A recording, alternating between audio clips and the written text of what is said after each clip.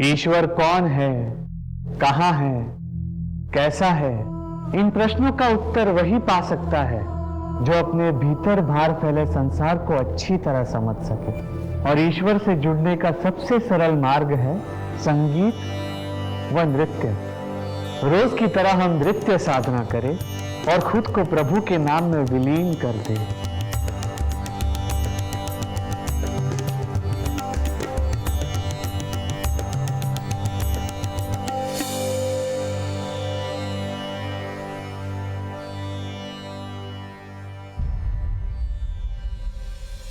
ठहरिए। आपको ज्ञात नहीं, प्रभु ब्रह्मचारी इच्छानंद सरस्वती जी महाराज के विश्राम गृह के आसपास महिलाओं का प्रवेश निषेध है। मुझे बाबा जी से बात करनी है, एक बार बात करवा दीजिए। बाबा महिलाओं से अकेले नहीं मिलते। आपके साथ कोई पुरुष या सगा संबंधी आया है? बाबा जी। पाप मत करो। बोलिए, क्या परेशानी है आपकी? बाबा जी, मैं आपकी बहुत बड़ी भक्त हूँ। आपके आशीर्वाद से मैंने और मेरे पति ने बहुत तरक्की की है। हाल ही में हम लोगों ने एक घर खरीदा है। हम चाहते हैं कि आप हमारे घर आके पूजा करें। हम आपके साथ ही गृह प्रवेश करना चाहते हैं। आप अपने पति को हमारे पास भेज दीजिए, हम अवश्य चलेंगे। ठीक है?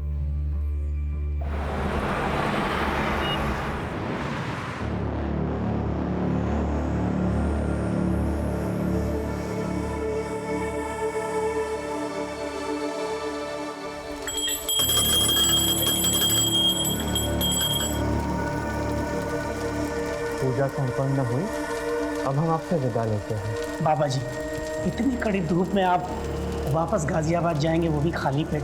नहीं बाबा जी, मैंने आप सभी के लिए भोजन का इंतजाम किया है बाबा जी। बाबा जी, मैंने बिना प्याज का खाना पकाया है, बिल्कुल सात्विक है। अगर आप भोग लगाएंगे तो हम सब खाना खा पाएंगे।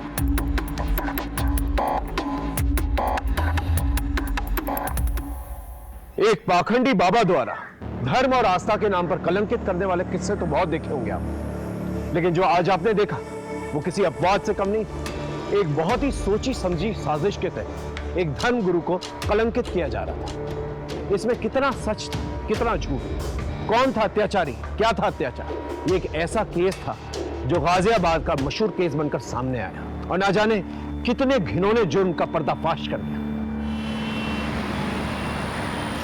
तो चेयरपर्सन मैडम, आपके हेल्प के लिए थैंक यू। मैं घर के बाहर तो एक लड़ाई जीत गई, लेकिन अपनों से हार गई हूँ। ऑफिस, गली, मोहल्ले, हर जगह उसकी वजह से नाक में दम हो गया है। मेरे माँ बाप, फ्रेंड्स, रिलेटिव कोई मेरे साथ नहीं है। मैं अकेली पड़ गई हूँ और सोचती हूँ कि मैं जिंदा क्यों हूँ।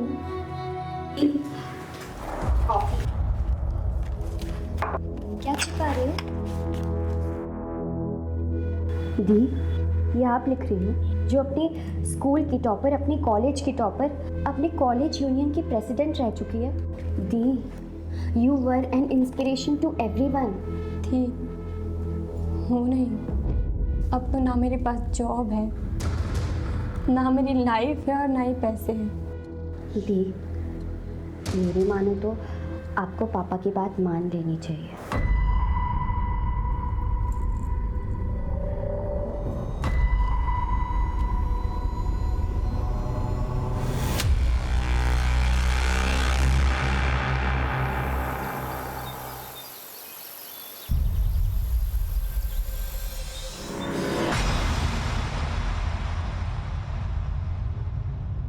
हटो मेरे रास्ते से।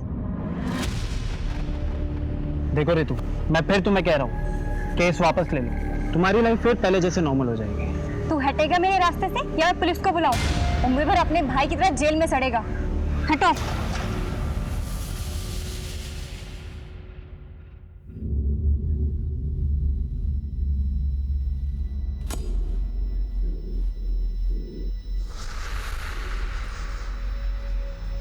अब मेरे सामने ऐसे ब्रह्मचर्य का जाप करने से क्या होगा?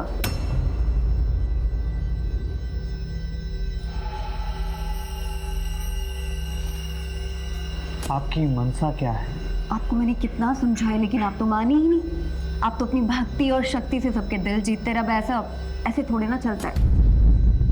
मैंने अपना शरीर लुटाया है, ऐसे थोड़ी ना चुप रहूंगी। लीजिए, अगर ये चुप बैठ भी गई तो हम चुप नहीं बैठने वाले। क्यों गजेंद्र? मैं चुप नहीं हूँ बाबा जी, वीडियो क्लिप न्यूज चैनल्स भेजने को तैयार है। कुछ एमएमएस भी भक्तों तक वायरल हो जाएंगे।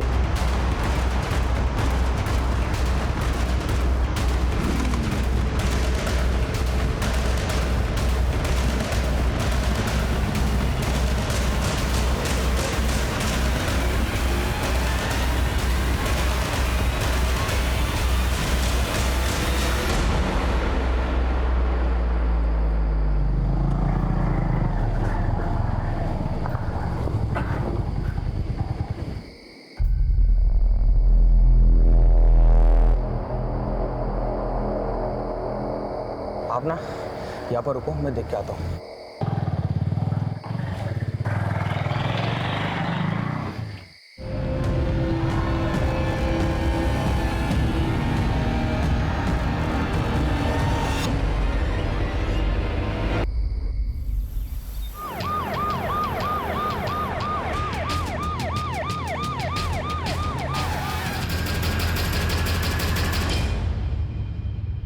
पर मुझे लग रहा है इस सब में दीपेश या उसकी फैमिली का इन्वॉल्वमेंट हो सकता है, क्योंकि ऋतु बादल की वजह से उसकी फैमिली को काफी जिल्लत झेलनी पड़ी थी। क्या नाम था लड़के का? दीपेश तोमर सर। क्या हुआ? अभी भी जेल में। केस की सुनवाई हो चुकी है लेकिन केस का फैसला आना बाकी है। मोबाइल फोन या पर्स वगैरह कुछ मिला? No sir. बॉडी को पंचनामे के बाद पोस्टमार्टम के लिए भेज दो।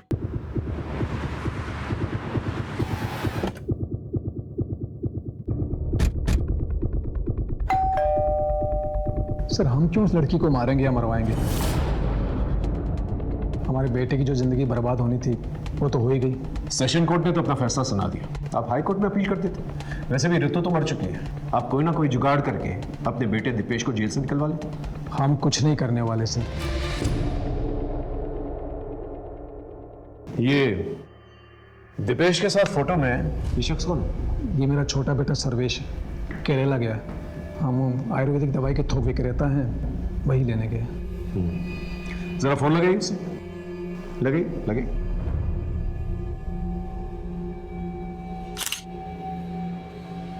The number you are trying to call is currently switched off. Sir, switch off. Switch off. एक काम करो, इनके फिंगरप्रिंट्स लो।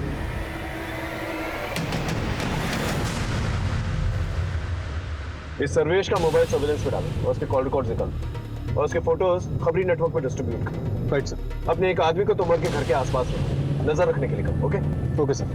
ये ऋतु के माँ बाप से बात हुई? उन्हें पुलिस स्टेशन आने के लिए कहा है सर।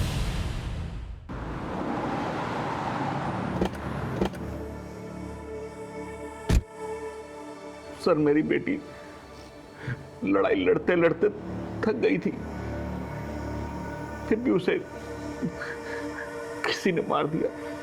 हमारी ऋतु बचपन से ही दिमाग तेज और निडर लड़की थी, लेकिन इस रेप केस वाली घटना के बाद उसे और हमें सबको तोड़ के रख दिया था सर। उसने कुछ बताया था कि वो उस रात कहाँ गई?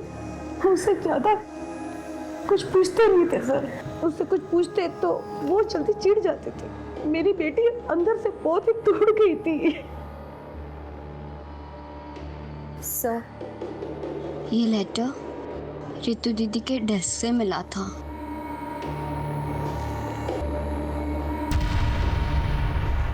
कहीं ऐसा तो नहीं कि बदनामी के डर से आप ही लोगों ने उसे मार दिया, मरवा दिया? ऐसा नहीं है सर, मुझे अपनी बेटी ऋतु से बहुत उम्मीदें थी। मैं अपनी उम्मीदें हार गया था, इसलिए सर मैं बहुत परेशान हो गया था। रितु की बेहतरी के लिए हमसे जो बन पड़ रहा था, जो कर सकते थे सर, हमने बहुत कोशिश की। माँ मैं कैसे शादी करूँ? अभी मैं अपने पैरों पे भी खड़ी नहीं हुई हूँ। ना तो मेरे पास जॉब है, ना तो मेरे पास सेविंग्स और ना ही खुद का घर है। अब आप खुद बताओ, अगर मैं सेटल हो जाती हूँ और कल को मेरा डाइवोर्स हो जाता है तो कहाँ जाऊँगी, क्या करूँगी? अरे तुम लोग तो ऐसे बात करो जैसे कि इस रेप की घटना के बाद कोई भी लड़का उतावला हो रहा होगा इससे शादी करने के लिए। हर जगह से रिजेक्शन आ रहा है। आखिर तुझे जरूरत क्या थी ये केस करने की? पापा वो मेरा कलीग था, हमें क्लाइंट पीपीटी रेडी करनी थी। अब मुझे क्या पता था कि वो मेरी ड्रिंक स्पाइक कर देगा और मेरे साथ वो सब कुछ करेगा। अब मैं बाहर वालों को क्या बोलूं जब आप लोग ही मुझ पे ट्रस्ट नहीं करते? ऐसा नहीं है सर कि हम अपनी बेटी ऋतु पर ट्रस्ट नहीं करते थे, लेकिन लोगों की बातों और उनके तानों ने हमें फ्रस्ट्रेट कर दिया था सर। और जैसे जैसे ये केस की सुनवाई होती रही, मीडिया और सोशल ऑर्गेनाइजेशन ने उसकी लड़ाई को सराहा और इसके बाद ऋतु के मन में आत्मविश्वास फिर से जगने लगा था। फिर सर हमने उसे नए सिरे से सब कुछ करने को कहा। देख बेटा, जो मैं तुझे उपाय बता रहा हूँ ना, उसे मान। मैं किसी साधु संत के पास नहीं जाऊँ, पर किसी साइकेट्रिस्ट को तो कंसल्ट कर सकती है। I mean, किसी से भी कंसल्ट करो, पर करो, जाओ कहीं। उसके बाद वो कहाँ गई? सर फिर वो साइकेट्रिस्ट डॉक्टर रूपसी बसी से मिलने गई थी। सर ऋतु के मर्डर में हम उसके फादर महेश बादल के हाथ को कंप्लीटली रूल आउट नहीं कर सकते। एक काम करो, इसके भी फिंगरप्रिंट्स मैच करके देखो और उसके कॉल रिकॉर्ड्स निकालो। Right sir.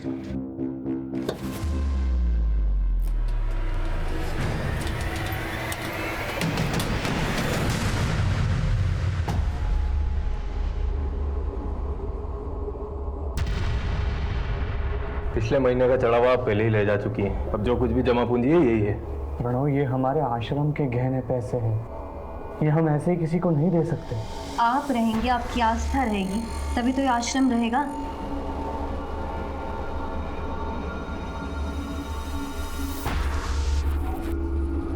कितने पैसे है ये? कुल 25 लाख। और बाकी के पैसे? इससे ज्यादा नहीं मिल सकता। बाबा के टट्टू, तुम ज्यादा मत बोलो। अगर आप पीछे की जमीन का एक छोटा सा हिस्सा बेच देंगे ना, तो किसी को कुछ पता नहीं चलेगा। खरीदार मैं लेकर आ जाऊंगी, आप बस जमीन के कागजात तैयार करवा दीजिए।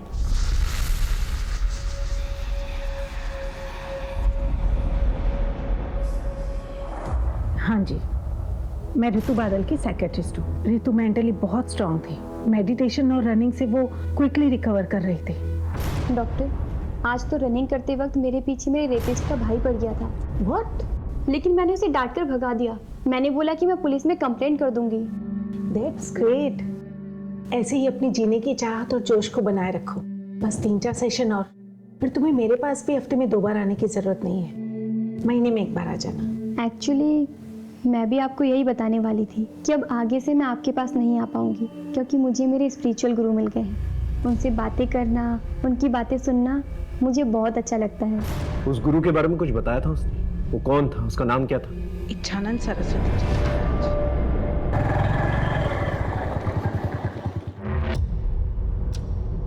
नीतू, नीतू, ऋतु,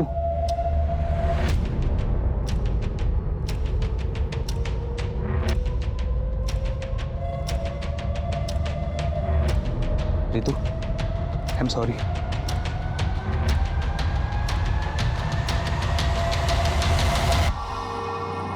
ऋतु, क्या हो भाई, फिर से कोई बुरा सपना देखा क्या? आप भूल क्यों नहीं जाते कि आप गाजियाबाद में नहीं हो, बल्कि अपने घर ऋषिकेश में हो?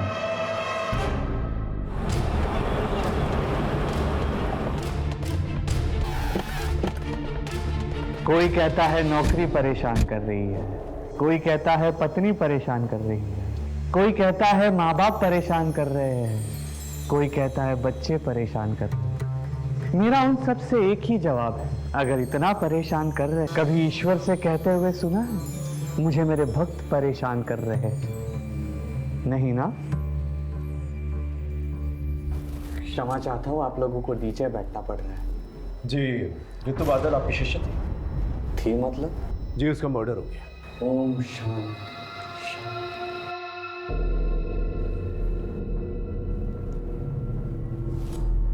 कब? 3 दिन पहले। बहुत तेजस्विनी थी वो, बेहद दुखद समाचार है ये। वो प्रभु के पास बहुत ही दुख दुविधा की घड़ी में आई थी। बाबा जी, मुझे लगता है कि मेरे आसपास सब फेक है, कोई अपना नहीं है, कोई मुझे लाइक नहीं करता, कोई लव नहीं करता, करेगा भी नहीं और जरूरत भी नहीं। आप पहले अपने आप से प्रेम करो, because you are your best company. आप अपने सबसे अच्छे साथी हैं, सबसे अच्छे प्रेमी हैं। उसके बाद वो हमारे आश्रम में रोज आती, सत्संग के समय महिलाओं के घेरे में खूब नाचती और हमेशा खुश रहती। उसके बाद मैंने सुना कि वो भोजनालय में अपनी सेवा देती, बागबानी करती, चिड़ियों को दाने डालती। जब उसने आश्रम आना बंद कर दिया तो आपने उसके माँ बाप से पूछा नहीं कि वो क्यों नहीं आ रही? ये तो खुला आश्रम है, ना किसी को आने की मनाही है ना जाने की। वैसे ऋतु बादल में आपने क्या खास नोटिस किया था? लोग कहते हैं कि आश्रम में आने के बाद वो हमेशा खुश रहती थी, जीवन को एक नए सिरे से अपना रही थी। ऐसे में उसकी हत्या हो जाना, ये बहुत दुर्भाग्यवश है। आज के ज़माने में बाबा कितने भी अच्छे हैं, मुझे विश्वास नहीं। आपने एक आदमी को इस आश्रम के पास तैनात रखा। ये सर्वेश के बारे में कुछ पता चला? नहीं सर, उसका फ़ोन भी बन जा रहा है और वो घर पे भी नहीं है। एक काम करते हैं, दीपेश से मिलने के लिए, उससे पूछताछ करने के लिए जेल में एक एप्लीकेशन डालो और ये पता करो ये सर्वेश दीपेश के साथ मिलकर जेल में कुछ प्लान तो भी कर। Right sir.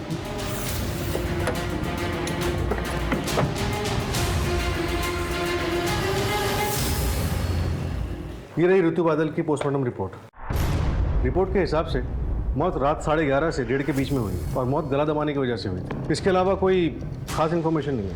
कॉल रिकॉर्ड्स में कोई सस्पिशियस? नो सर, लेकिन ऋतु का फ़ोन मौत के ठीक 1 महीने पहले से दिन में काफ़ी टाइम के लिए बंद रहने लगा। लोकेशन चेक किया? कहाँ ऑन हुआ, कहाँ ऑफ हुआ? सर, बाबा के आश्रम में ऑफ होता था और घर में ऑन होता था। सर हाँ सर, ये रहे फिंगरप्रिंट रिकॉर्ड्स। ओके, इसके मुताबिक ऋतु की गर्दन पे जो फिंगरप्रिंट्स मिले वो उसके माँ बाप से मैच नहीं करते और ना ही दीपेश के बाप से मैच करते हैं। या फिर शायद दीपेश के फरार भाई सर्वेश ने हत्या की। राम राम सर जी। बोलो। आपका शक सही निकला था। दीपेश ने अपने भाई सर्वेश का हिस्ट्री शूटर अवनीश से कांटेक्ट करवाया था।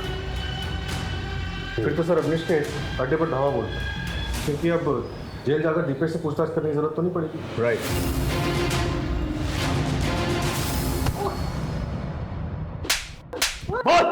बता दो सब सर्वेश मुझे मिला था और उसने ऋतु बादल को मारने की बात भी किया था मुझसे।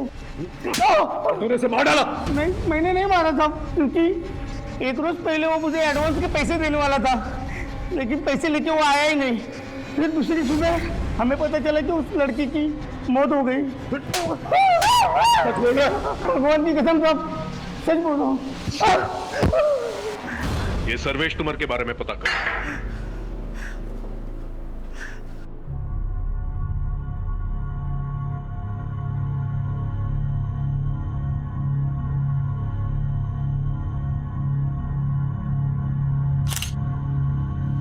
दिखाओ, अच्छी आई है ना? चाहिए। ये देखो। नीतू जी, मैंने आपके बारे में न्यूज़पेपर में पढ़ा था। तो क्या सोचा तुमने? लड़की ने लड़के को फंसा लिया? नहीं, मैंने ऐसा नहीं सोचा। मतलब मैंने सोचा कि आपके अंदर इतनी हिम्मत कहाँ से आई। मतलब आपका रेप हुआ, उसके बाद आप सीधे हॉस्पिटल गई, उसके बाद आपने मेडिकल एग्जामिनेशन करवाया, फिर आप पुलिस स्टेशन गई, रिपोर्ट लिखवाई। क्योंकि मैं अगर पूरे प्रोसेस से नहीं जाती तो कहीं पकड़ा ही नहीं जाता। मतलब वो इतने बड़े बिजनेसमैन का बेटा, वो तो आप जानते ही हो, और आपको सेंस भी हो गया होगा कि वो कल जाकर आपको बदनाम तो करेगा ही, आपकी नौकरी भी चली जाएगी, आपके परिवार वाले आप पर सवाल भी उठाएंगे। यही तो प्रॉब्लम है।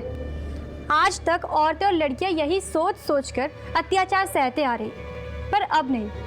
आखिर हमारे समाज में कभी ना कभी किसी ना किसी को तो कदम उठाना पड़ेगा।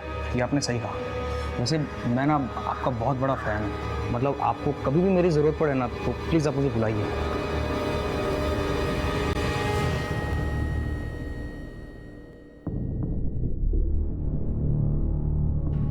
ऋतु बादल ने AA एंटरप्राइजेस के खिलाफ केस दर्ज किया, लेकिन क्यों?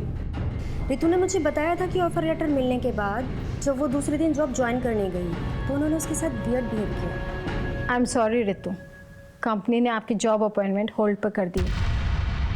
But why? वेल, हमें पता चल गया कि तुम्हें पिछले जॉब से क्यों निकाला गया था। ओह, जस्ट बिकॉज मैंने अपने एक कलीग पर रेप केस फाइल किया, आपने भी मेरा करेक्टर सर्टिफिकेट बना लिया। आपने एक बार भी ये नहीं सोचा कि शायद वाकई मेरा रेप हुआ था। अजी मेरे साथ है, कल आपके साथ भी हो सकता है। I can understand Ritu, but frankly speaking her company के टॉप मैनेजमेंट मर्द होते हैं एंड ऑफ द रिकॉर्ड हमारे MD को तुम्हें अपॉइंट करने में रिस्क लग रहा है। सीरियसली? आपकी कंपनी तो अपने आप को वीमन फ्रेंडली क्लेम करती है ना, लेकिन आज पता चला आपकी कंपनी की पॉलिसीज भी ड्यूबियस है और आपकी कंपनी भी बाकी की कंपनियों की तरह हिपोक्रेट है। आपने बिल्कुल अच्छा नहीं किया। मैं आपको ऐसे नहीं छोड़ूंगी, मैं इस कंपनी को कोर्ट में सू करूंगी।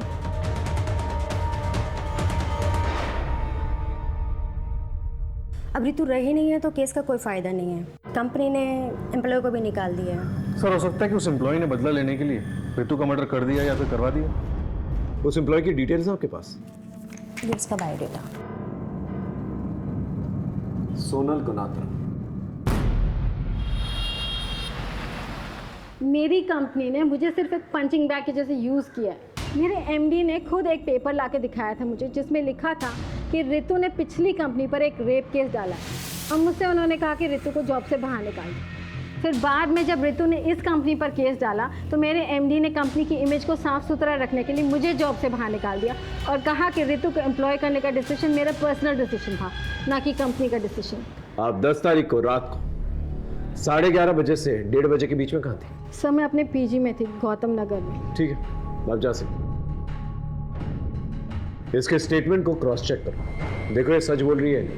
ऋतु मर्डर केस में हमारे पास कोई ठोस सबूत नहीं था, लेकिन हमारे शक के दायरे में ऋतु के माँ बाप, रेपिस्ट दीपेश तुमर उसका बाप और उसका भाई सोनाल गुनात्रा और साथ ही साथ ब्रह्मचारी इच्छानंद सरस्वती का वो आश्रम था। क्योंकि हमारे पास कोई ठोस सबूत नहीं था, इसलिए हम किसी को अरेस्ट नहीं कर सकते थे। सर्वेश तोमर अभी भी लापता था, लेकिन यह पता लगाने के लिए कि उसने मर्डर किया है कि नहीं, हमने उसके पर्सनल टूथब्रश को फिंगरप्रिंट एनालिसिस के लिए भिजवा दिया था और इसी बीच हमें एक लीड मिली। हेलो साइबर सेल, ऋतु बादल की इंफॉर्मेशन शेयर की थी मैंने, उसका कुछ पता चला? इंफॉर्मेशन करेक्ट है, थैंक यू सर। एक सुराग मिला है, ये देखिए। ऋतु बादल का सोशल मीडिया पे 2 अकाउंट्स हैं, एक ये और एक ये। एक नॉर्मल ऋतु बादल के नाम से और एक योगिनी ऋतु बादल के नाम से। तुम कहना क्या चाहते हो? सर, ये दोनों अकाउंट्स 2 अलग अलग नंबर से लिंक हैं। इसका मतलब ऋतु बादल ने अपने अंदर बदलाव महसूस किया, इसलिए उसने एक नया नंबर। सर, साइबर सेल से ये दूसरा नंबर मुझे जल्दी मिल जाएगा। इसके बाद मैं इसके कॉल डिटेल्स और इसकी लोकेशन डिटेल्स दोनों निकलवा दूँ। गुड। नमस्ते बाबा जी। ये लीजिए। परेशान ना बाबा जी, मैं सलोनी जी की कोई बात टाल नहीं सकता। जमीन पे कंट्रोल आपका ही रहेगा। मुझे लंदन हेड ऑफिस को नए नए इन्वेस्टमेंट दिखाने होते हैं, वो मैं दिखा दूंगा और इस तरह आपके पैसों की प्रॉब्लम भी सॉल्व हो जाएगी। और फिर जब आपके पास पैसे आ जाएंगे आप अपनी ज़मीन वापस ले लीजिएगा।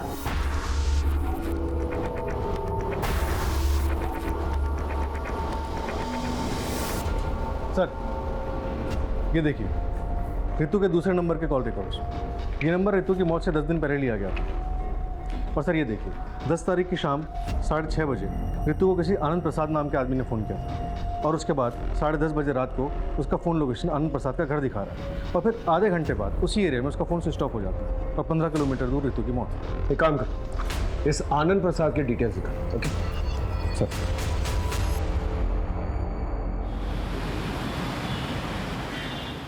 मिस्टर आनंद प्रसाद इस लड़की को जानते हैं?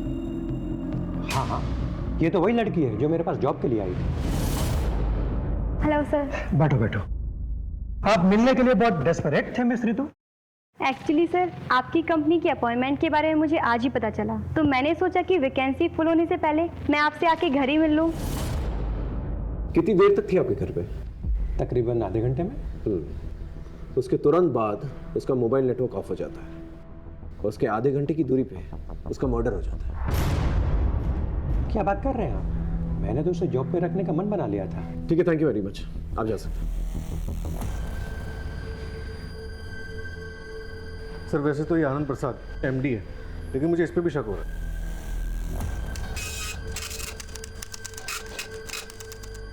मिस्टर आनंद प्रसाद, ये रहा आपके call records.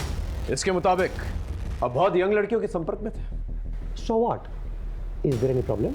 Yes there is. ये यंग लड़कियां सावली सलोनी आपको भेजा करती थी। रितु को भी सावली सलोनी ने आपको भेजा था, और सावली सलोनी खुद जिस्म फरोशी के लिए जेल जा चुकी है।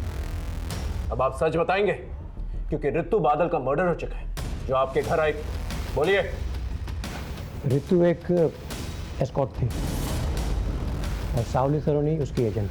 ये बात आपको रितु ने बताई? जी नहीं, सावली सलोनी ने बस यही कहा था कि पहले वो नौकरी की बात करेगी, फिर समझ में आएगी। जॉब तो तुम्हें टिप समझ कर दे दूंगा, लेकिन जिस सर्विस के लिए पैसे लिए हैं वो तो शुरू करो। कौन सी सर्विस?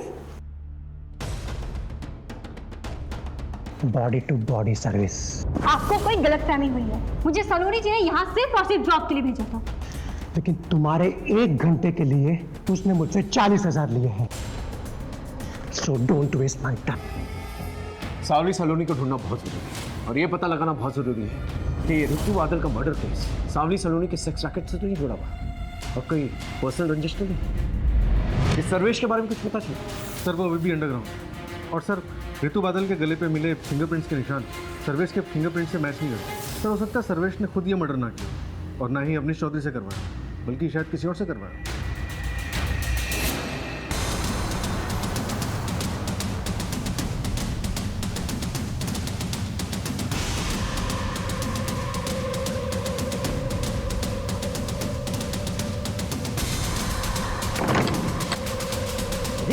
क्या हुआ? बाहर पुलिस आई है। पुलिस? तोड़ दो। पुलिस आ गई। छापा पड़ गया है। छापा करो।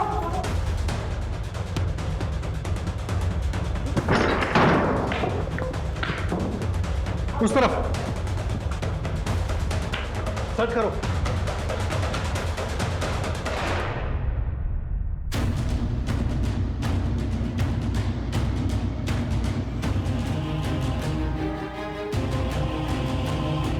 सर एक हार्ड डिस्क मिला है, और इसके अलावा सारा सामान रेगुलर है। ठीक।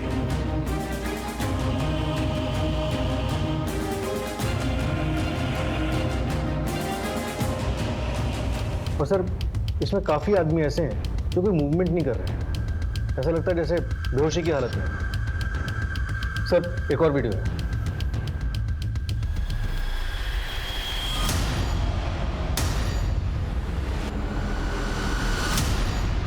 ये सत्य है कि सावली सलोनी मुझे ब्लैकमेल कर रही थी। आपको ये बात हमें पहले बतानी चाहिए थी, हम उसे पकड़ने की कोशिश करते, लेकिन हमारी मुफ्त में बदनामी होती, ना मुझे कुछ हासिल होता ना हमारे आश्रम। आपको इस बात का पता है कि रितु बादल सावली सलोनी के संपर्क में थी? ये नहीं हो सकता। क्या आप ये बता सकते हैं कि कभी आपने रितु को सावली सलोनी के साथ देखा? हो सकता है उसके कहने पर वो इस आश्रम में आई। जी नहीं, हमें ऐसी कोई जानकारी नहीं थी, और रितु का परिवार हमारे आश्रम से सालों से जुड़ा हुआ है, तो फिर वो सावली सलोनी के कहने पर हमारे आश्रम में क्यों आएगी? ये सावली सलोनी आपको ब्लैकमेल क्यों कर रही थी? यही सवाल मैंने उससे भी किया था। तुम्हारे इस धर्म के धंधे ने? धंधा नहीं, आस्था बोलिए। हाँ वही तुम्हारे इस आश्रम के कारण लोगों ने मेरे ठिकाने पर दारू पीना, चरस गांजा फूकना, सेक्स करना कम कर दिया है। इन सब की भरपाई के लिए तुमको पैसा देना होगा। हम बहुत जल्द सावली सलोनी को पकड़ लेंगे। अगर वो आपके संपर्क में आती है तो प्लीज हमें इन्फॉर्म कीजिएगा।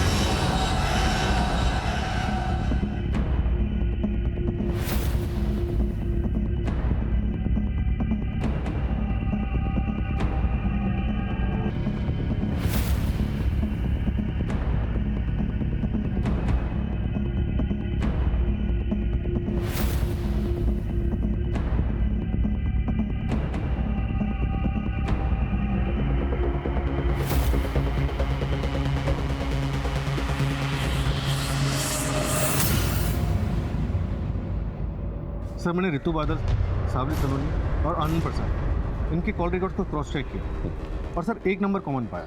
किसका? चमन श्रीवास्तव, ये उसका फोटो। ये नंबर हरिद्वार के एड्रेस पर रजिस्टर्ड और सर इस नंबर की कॉल लोकेशंस और रितु की कॉल लोकेशंस सब मैच करते हैं और रितु के मर्डर साइट से भी मैच करते हैं। और मर्डर के बाद? मर्डर के बाद 2 दिन पहले तक इसका लोकेशन ऋषिकेश ही दिखा रहा है। एक काम करो, तुम ऋषिकेश जाओ, बस चमन के बारे में पता करो। सर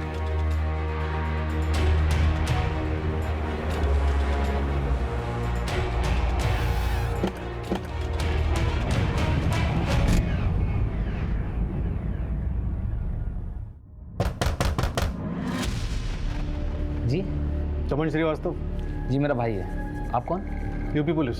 सर चमन जब से गाजियाबाद से आया था हमेशा परेशान रहता था। वो किसी ऋतु का नाम लेता था, रोज रात वो डरावने सपने देखता था और अचानक नींद से उठ जाता था। और अभी कुछ दिन पहले ही वो वापस गाजियाबाद चला गया। मैं गाजियाबाद जा रहा हूँ, मुझे वहाँ पर कुछ हिसाब चुकता करना बाकी है। पर सर हुआ क्या? हमें शक है तुम्हारे भाई चमन ने रितु बादल नाम की लड़की का खून किया। नहीं सर, मेरा भाई एक कलाकार आदमी है, वो किसी का खून नहीं कर सकता। क्या करता है तुम्हारा भाई? सर चमन पहले फोटोग्राफर था और अब वीडियो बनाने का काम करता है। कहीं वो इसके लिए काम तो नहीं करता? नहीं सर, मैं इसे नहीं जानता। और सर चमन ने मुझे कभी बताया नहीं कि किसके लिए काम करता है। तुम्हारे भाई से आखिरी बार बात कब हुई थी? सर उसका फ़ोन 2 दिन से स्विच ऑफ आ रहा है। ऐसे बहुत सारे सवाल थे जिसका जवाब अभी तक हमारे पास नहीं था, जैसे रितु और चमन का कनेक्शन, रितु और सावली सलोनी का कनेक्शन, और इन सब में सावली सलोनी इच्छानंद सरस्वती को ब्लैकमेल क्यों कर रही थी। जब तक हम इन सवालों के जवाब ढूंढते हमें एक लाश मिली जिसने हमारी उलझने और भी बढ़ा दी।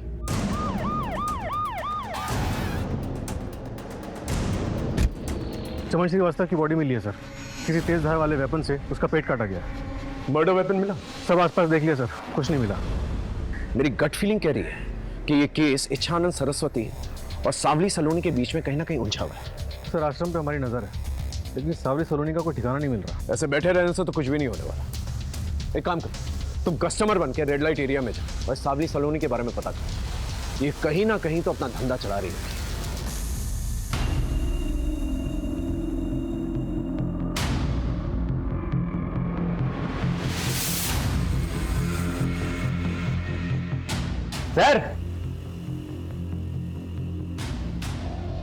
सर क्या चाहिए? एक बात बताओ, कोई कॉलेज का कौला माल मिलेगा क्या? एकदम बढ़िया पटाखा, मतलब वो समझते हो ना, एयर होस्टेस मॉडल टाइप का वैसा। यहाँ तो सिर्फ इंफॉर्मेशन मिलेगा, बाकी काम तो होटल में होगा, लेकिन पैसा बहुत लगेगा। तो भैया पैसों की चिंता मत करो, बस तुम माल दिखाओ तो एकदम टकाटक होना चाहिए। एक मैडम है, बात करके बताता हूँ।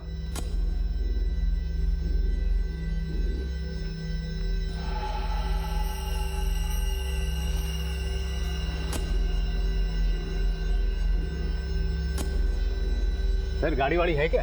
तो गाड़ी है ना बाबू, इधर है, चलो आओ। चलिए चलो।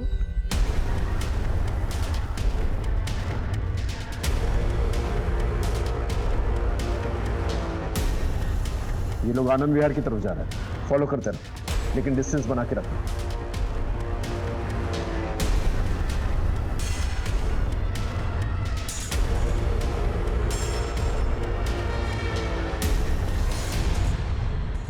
सलोनी जी।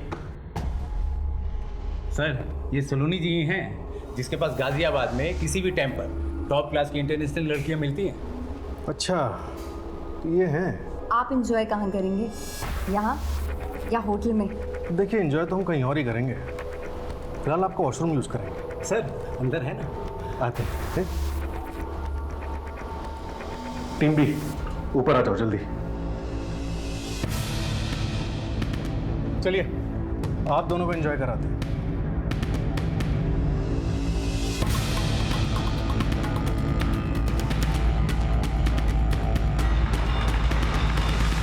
बहुत नचाया तुमने हमें सावली सलोनी, अब सच बोलने का टाइम आ गया है। क्यों मारा रितु को?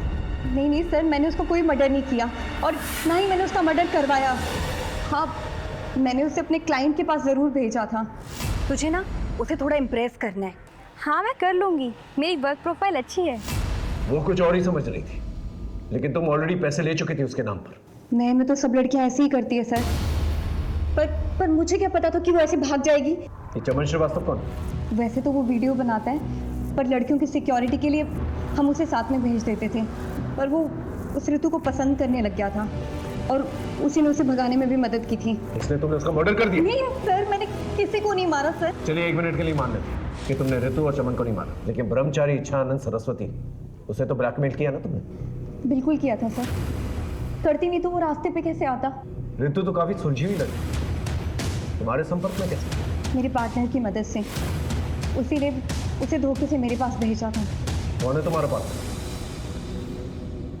सावली सलोनी ने तुम्हारी पूरी सच्चाई हमें बता दी। ये है वो डायरीज जिसमें तुम्हारे पूरे क्लाइंट्स के नंबर है और वो सारी लड़कियों के नंबर है जिनसे तुम प्रोस्टिट्यूशन कराया करते थे। आज वो तुम्हारी चुंगल से आजाद है तो तुम्हारे खिलाफ बयान देगी। अब तुम अपनी कहानी खुद बताओगे या मुगल भाई? बोलो।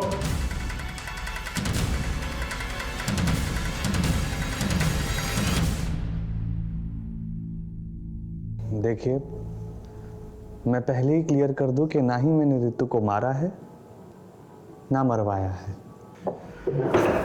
वो तो मुगल भाई लेंगे, पहले तुम अपनी काली करतूतों के बारे में बताओ।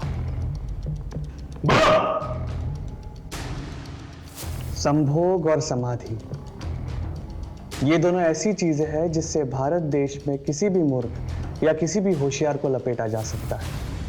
मैं 5 स्टार होटल में सिक्योरिटी गार्ड की नौकरी किया करता था।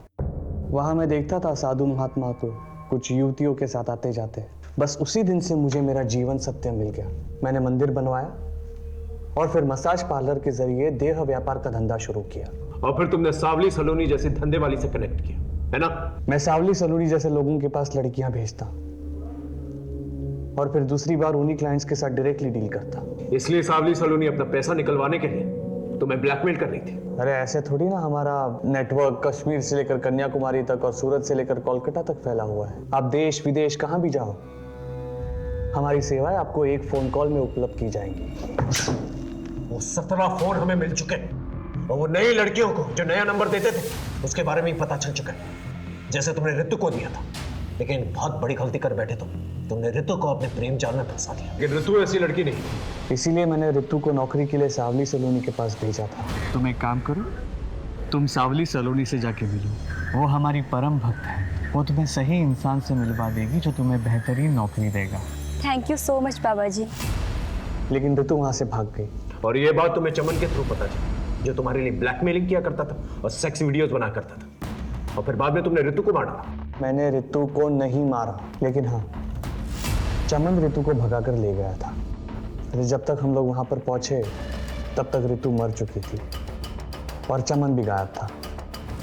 चमन गायब नहीं हुआ था, तुमने उसे मार दिया। मारा नहीं, मुक्ति दी थी। ऋतु की मौत से व्याकुल हो गया था। बार बार पुलिस के पास जाने की धमकी दे रहा था। मैंने बहुत समझाया उसे, लेकिन वो नहीं समझा। अब समझने की बारी तुम्हारी है और तुम्हें समझाएगा देश का कानून। ऐसा केस बनाऊंगा ना तुम्हारे खिलाफ कि तुम्हारा बड़ा सा बड़ा क्लाइंट जो है तुम्हारी बेल नहीं दे पाएगा। अगर ऋतु को बाबा ने नहीं मारा तो फिर किसने मारा? एक काम करो, ऋतु के मर्डर के रात के इंसिडेंट टाइम से मैच करके देखो। उसके कॉल रिकॉर्ड्स और लोकेशन रिकॉर्ड्स दोबारा से चेक करो। कातिल हमारे रेडार में ही है, बस पकड़ में नहीं आ रहा है। ऋतु ने चमन के फोन से आपके लैंडलाइन नंबर पर उस रात आप लोगों को फोन किया था। आपस में फैसला कर लीजिए आप कि ऋतु को किसने मारा है। सर, मैंने मारा अपनी बेटी ऋतु को। उसका फोन आया था मेरे पास। पापा, वो आपका इच्छानंद बहुत ही गिरा हुआ आदमी है। वो बहुत ही घटिया इंसान है। वो उसने मुझे प्रोस्टिट्यूशन में डालने की कोशिश की। मैं अपने एक दोस्त के साथ ग्रीन पार्क के गेट नंबर 2 के पास हूँ। पापा, प्लीज जल्दी आ जाओ। सर, मैं उससे बहुत तंग आ गया था और बाबा की बुराई मैं नहीं सुन सकता था, इसलिए गर्दन दबाकर मैंने उसे मार दिया। झूठ बोल रहे सर। ऋतु का फोन मुझे आया था। सर, बाबा जी को हम पूछते हैं और ऋतु फोन पे बाबा जी के बारे में अनाप शनाप बके जा रही थी। बस गुस्से में आकर मैंने उसे मार दिया। नहीं इंस्पेक्टर साहब, ऋतु को मैंने मारा है। नहीं साहब, मैंने मारा है सर। सर, मैंने मारा है सर। रहिए आप लोग। ये रहे आप लोगों के फिंगरप्रिंट रिकॉर्ड्स। ये ऋतु के गर्दन पे मिले फिंगरप्रिंट रिकॉर्ड्स और आप दोनों के फिंगरप्रिंट रिकॉर्ड्स मैच नहीं होते।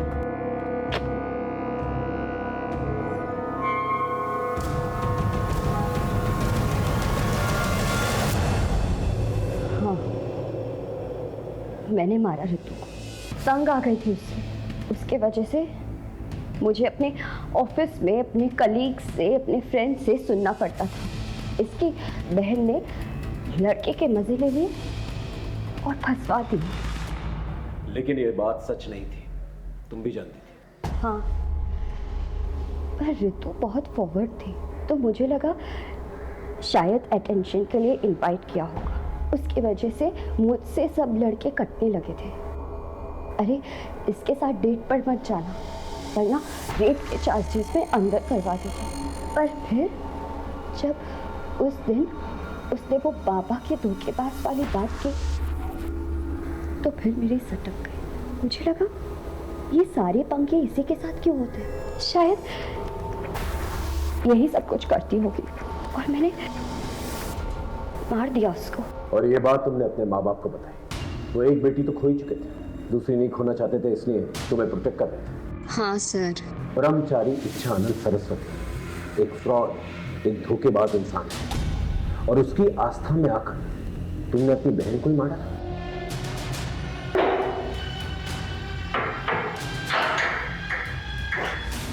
ब्रह्मचारी इच्छानंद सरस्वती उर्फ अनुज अजय द्विवेदी, उसके सपनों ने उसे गलत रास्ता इख्तियार करने पर मजबूर किया, जबकि मधु ने अपना संयम और आपा खोया। खून और आदर्शों के रिश्तों पर भरोसा ना करके उसने अधर्म का रास्ता चुना और गुनाह कर बैठी। पैसों और जिस्म की रंगीनियों से दूर रहे। इसी दस्तक के साथ मैं सीनियर इंस्पेक्टर हिमांशु रावत आपसे विदा लेता हूं। फिर मिलेंगे एक नए केस के साथ। तब तक देखते रहिए क्राइम पेट्रोल दस्तक, क्योंकि मकसद बताना नहीं, बचाना है। जय हिंद।